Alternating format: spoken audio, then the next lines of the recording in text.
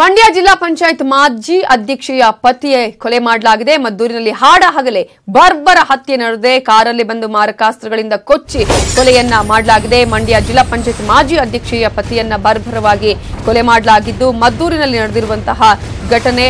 ಮದ್ದೂರಿನ TB ವೃತ್ತದ ಬಳಿ ಭೀಕರ ಹತ್ಯೆಯನ್ನು ಕೂಡ ನಡೆಸಲಾಗಿದೆ. ತೊಪ್ಪನಹಳ್ಳಿ ಗ್ರಾಮದ ಪ್ರಕಾಶ್ 48 ವರ್ಷ ಪ್ರಕಾಶ್ ಅವರಿಗೆ ಅವರನ್ನ ಕೊಲೆ ಮಾಡಲಾಗಿದ್ದು ಹಳೆ ವೈಷಮ್ಯದ ಹಿನ್ನೆಲೆಯಲ್ಲಿ ಕೊಲೆ ಮಾಡಿರುವಂತಹ ಶಂಕೆ ಕೂಡ ವ್ಯಕ್ತವಾಗ್ತಾ ಇದೆ. 2016ರಲ್ಲಿ ತೊಪ್ಪನಹಳ್ಳಿಯಲ್ಲಿ 3 ಕೊಲೆಯಾಗಿತ್ತು. 3 ಕೊಲೆಗೆ ಪ್ರತೀಕಾರವಾಗಿ ಈ ಕೊಲೆ ನಡೆದಿರುವ ಶಂಕೆ ಕೂಡ ವ್ಯಕ್ತ ಆಗಿದೆ. ಮದ್ದೂರಿನಲ್ಲಿ ಹಾಡ ಹಗಲೇ ಬರ್ಬರ ಹತ್ಯೆ ನಡೆದಿದ್ದು ಮಂಡ್ಯ ಜಿಲ್ಲಾ ಪಂಚಾಯತ್ ಮಾಜಿ ಅಧ್ಯಕ್ಷೆಯ ಪತಿಯನ್ನ ಈಗ ಬರ್ಬರವಾಗಿ ಹತ್ಯೆ ಮಾಡಲಾಗಿದೆ.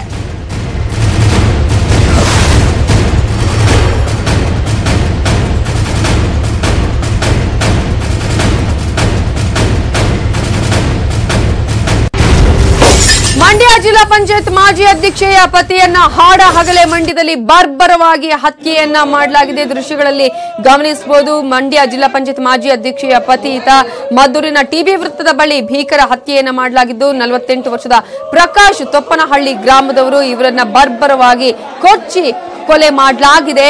ಈ ಹಿಂದಿನ ಒಂದು ವೈಷಮ್ಯವೇ ದ್ವೇಷವೇ ಈ ಒಂದು ಕೊಲೆಗೆ ಕಾರಣ ಅಂತ ಹೇಳಲಾಗ್ತಾ ಇದೆ.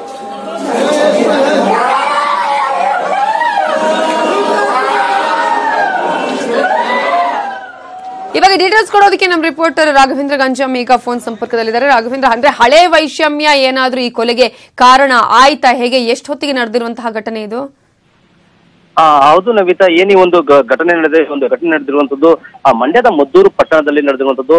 ಏನು ಈಗಷ್ಟೇ ಸುಮಾರು 15 ನಿಮಿಷದ ಹಿಂದೆ ಒಂದು ಘಟನೆ ನಡೆದಿರುವಂತದ್ದು. ನಿಜಕ್ಕೂ ಕೂಡ ಈ ಒಂದು ಘಟನೆ ನಡೆದಿರುವಂತದ್ದು ಆ ಮದ್ದೂರು ಪಟ್ಟಣಗಳಲ್ಲಿ ಒಂದು ಬರ್ಬರತೆಯನ್ನು ತೋರಿಸ್ತದೆ. ಯಾಕಂದ್ರೆ ಆ ಒಂದು ಘಟನೆ ನಡೆದಿದ್ದರಿಂದ ಅಲ್ಲ ಸ್ಥಳೀಯ ಜನರು ಕೂಡ ಬೆಚ್ಚಿ ಬಿದ್ದಿದ್ದಾರೆ. ಯಾಕಂದ್ರೆ ಹಾಡು ಹಗಲಲ್ಲೇ ಓರ್ವ ಜಿಲ್ಲಾ ಪಂಚಾಯತ್ ಮಾಜಿ ಸದಸ್ಯ ಆಗಿದ್ದಂತ ಅವರ ಪತಿಯಾದಂತ ಪ್ರಕಾಶ್ ಅವ್ರನ್ನ ಈಗ ಮಾರಕಾಸ್ತ್ರಗಳಿಂದ ಕಾರಿನಲ್ಲೇ ಕೊಚ್ಚಿ ಸಾಯಿಸಿರುವಂತದ್ದು ನಿಜಕ್ಕೂ ಕೂಡ ಒಂದು ಬರ್ಬರತೆಯನ್ನ ತೋರಿಸುತ್ತೆ. ಈಗಾಗಲೇ ಕೂಡ ಅವರು ಸ್ಥಳದಲ್ಲೇ ಏನು ಆ ರಕ್ತವನ್ನ ಕಾರಿಕೊಂಡು ಕೂಡ ಆ ಸ್ಥಳದಲ್ಲೇ ಸಾವಿಗೀಡಾಗಿರುವಂತದ್ದು. ಅವರ ಶವವನ್ನ ಈಗ ಮದ್ದೂರಿನ ಸಾರ್ವಜನಿಕ ಆಸ್ಪತ್ರೆಗೆ ಸಾಗಿಸಲಾಗಿದೆ. ಸ್ಥಳದಲ್ಲಿ ಕೂಡ ಒಂದು ಉದ್ವಿಗ್ನ ವಾತಾವರಣ ಇದ್ದು ಈ ಒಂದು ಘಟನೆಗೆ ಹಳೆಯ ವೈಷಮ್ಯ ಕಾರಣ ಅಂತ ಹೇಳಲಾಗ್ತದೆ.